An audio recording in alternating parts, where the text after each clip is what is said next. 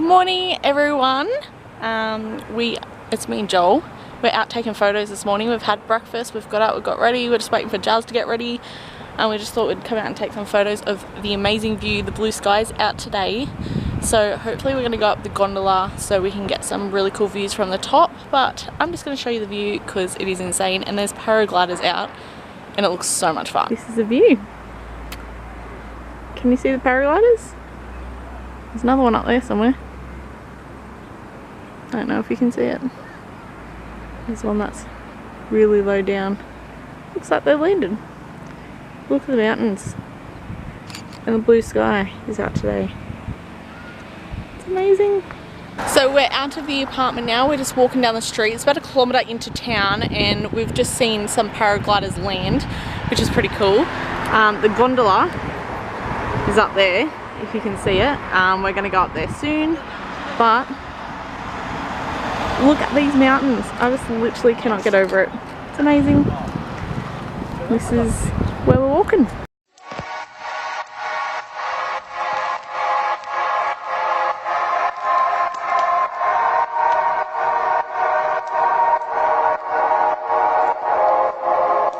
So we've just had the most delicious lunch behind me.